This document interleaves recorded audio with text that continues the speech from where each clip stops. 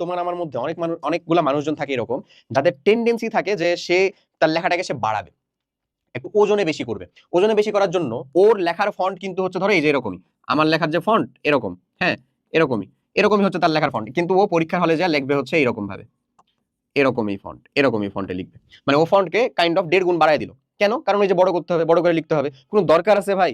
কোনো দরকার আছে? উত্তরটা হচ্ছে না। স্যার কিন্তু এতটাও বেশি হচ্ছে যে ধর একেবারে খালি ওই খাতার ওজন দেখে কোশ্চেনের করবে, মানে তোমার মাপকাঠি করবে এমন কিন্তু না। অবভিয়াসলি হচ্ছে 2 লাইন 4 লাইন 10 লাইন যত লাইনই হোক না কেন, যার যতটা বেশি সময় দিতে পারবেন, যে যত বেশি অভিজ্ঞতা, সেটার উপর ভিত্তি করে হলো দেখে পড়ে শুনেই মার্ক দিবেন। সো এরকম ভাবে শুধু শুধু নিজের মানে কারো যদি ফন্ট বড় হয় তাহলে তো কোনো কথা নাই লেখার, বাট তোর লেখার ফন্ট যেটা সেটাকে বাদ দিয়ে তুই হচ্ছে ইচ্ছা করে বড় করে লিখতেছিস, তারপরে হচ্ছে যে ইচ্ছা করে হচ্ছে যে যেখানে যেখানে একটা প্যারায় তুমি গ্যাপ দাও, ওই প্যারার গ্যাপটুকু তুমি লাইনের ভিতরে গ্যাপ দিচ্ছ।